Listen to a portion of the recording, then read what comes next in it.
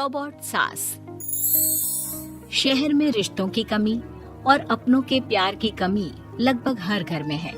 किसी को अकेलापन अच्छा लगता है तो किसी को ये काटने दौड़ता है। देखो राधा, तुम भले ही गांव की हो, लेकिन यहाँ शहर में सभी को साथ लाकर रखना पॉसिबल नहीं है। हाँ, लेकिन प्लीज किसी को तो बोलो हम लोगों के साथ रहें। तुम सारा दिन ऑफिस और मैं घर पर पकती रहती हूँ। अरे तो किसी सहेली को बुला लिया करो, बातें कर लिया करो। किसको बुलाऊं? कब तक बुलाऊं? तुम सासू माँ को बोलो ना आकर यहाँ रहे। ठीक है, बात करता हूँ मैं उससे।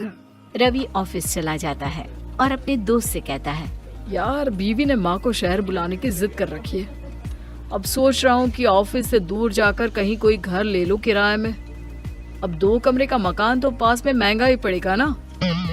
पर यार गांव की लड़कियों को शहर शादी करके लाओ तो यही दिक्कत होती है। वो लोग समझ ही नहीं पाती कि शहर की जिंदगी कितनी मुश्किल है। सबकी अपनी अपनी परेशानी है। अब मेरे वाले को देख लो, वहाँ के ऑपरेशन के लिए 2 हफ्तों के लिए लेकर आया था। बीवी ने तो इतना हंगामा किया कि माँ को 1 हफ्ते में ही वापस भेजना पड़ गया। सोच रहा हूँ कि माँ को फोन करूँ और कहूँ कि आ जाओ। क्या पता सास की चिक चिक सुनकर वो भी माँ को गांव भेज दे। आखिर औरतें तो औरतें ही होती है ना। किसे सास के साथ रहना पसंद होगा। बात आई गई हो जाती है। राधा रवि के पीछे एक बार फिर पड़ जाती है। वो 210 वाली है ना? हाँ, क्यों, क्या हो गया उसे? उसकी सास कल आने वाली है। बड़ी खुश थी कि वो अब दिन भर बच्चे को सास के पास रखकर घुमा फिरा करेगी। लेकिन हमारी तो किस्मत ही फूटी है। हमारी सास कब आएगी कि ये सुख हम भी ले सके? देखो, मैं माँ से बात कर लेता हूँ, लेकिन माँ हमेशा के लिए कैसे आएगी? कोई और तरकीब सोचो ना। एक काम करो ना, मुझे गांव छोड़ दो, मैं चली जाती हूँ। कम से कम सास का सुख तो देख लूंगी।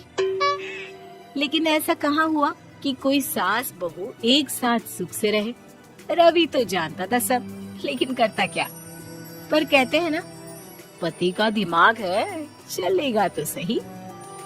एक आइडिया आया है। क्यों ना मैं माँ की शक्ल सूरत का एक रोबोट लाकर दे दूं, जो राधा के साथ बिल्कुल सास वाला व्यवहार करे। मजा ही आ जाएगा। न माँ को लाने की झंझट, न सास बहू की किचकिच। रात को स्विच ऑफ करके अलमारी में पैक। बस फिर क्या था। अगले दिन जैसे ही घर की घंटी बजती है और राधा दरवाजा खोलती है, साथ में खड़ा होता है रवि और साथ में होती है रवि की माँ यानी कि राधा की सास। माँ जी, मुझे तो मेरी आंख पर विश्वास नहीं हो रहा। कितना अच्छा सरप्राइज है। हाँ, आइए माँ, आइए। मुझे भी अच्छा लग रहा है। मैं भी खुश हूँ, मैं भी खुश हूँ, मैं भी खुश हूँ। दरअसल रोबोट सास की बैटरी ढीली होने के कारण वो एक वाक्य को रिपीट करने लगती है। माँ जी इतनी खुश है कि बार बार दोहराए जा रही हैं कि खुश है, खुश है। मैं अभी पानी लाती हूँ। राधा पानी लाने जाती है कि पीछे से रवि सास की बैटरी टाइट कर देता है और ऑर्डर का प्रोग्रामिंग ऑन कर देता है। पानी लाओ, चाय लाओ, खाना लाओ, मेरे बाल झाड़ो, मेरे कपड़े धो, मेरी चप्पल कहाँ है, लेकर आओ। अरे ठीक है माँ जी, सब ला रही हूँ। मैं जानती हूँ रवि आपको प्रोग्रामिंग करके लाए ना कि आप मुझे तंग कर दे और मैं आपको जाने को बोल दूँ। नहीं माँ जी, इस बार मैंने भी कमर कस रखी है।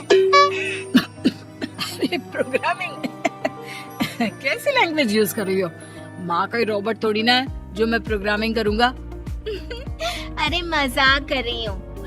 माँ तो माँ होती है, मैं जानती हूँ। राधा सास के साथ खुश रहती है। वो उनके साथ बातें करती, घूमने जाती और आसपास के लोगों से मिलवाती। लेकिन एक दिन, अरे कभी तुम लोगों को लड़के नहीं देखा। इतनी तो तू मैं माँ बेटी में भी हो जाती है, लेकिन तेरी सास तो बिल्कुल ताना नहीं देती। हाँ ये तो है, ताना तो नहीं देती लेकिन ऑर्डर बड़े बड़े देती है। अरे ना मानना, 2-4 ऑर्डर अपने आप ठीक हो जाएंगी, तभी दिखेगा असली रंग। कौन सा तेरे बुलाने पर आई है, बेटे के बोलने पर आई होगी बुढ़िया। बात तो सही है, लेकिन यार कोई बात नहीं ना, सास लड़ाई करे भी तो कोई परेशानी नहीं है। कितना ख्याल भी तो रखती है।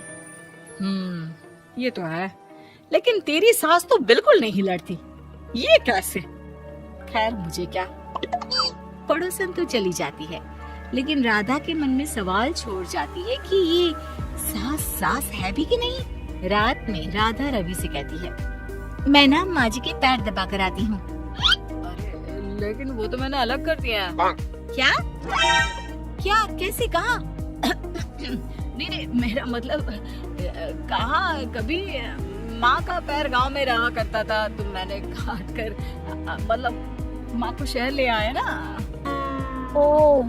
ओके।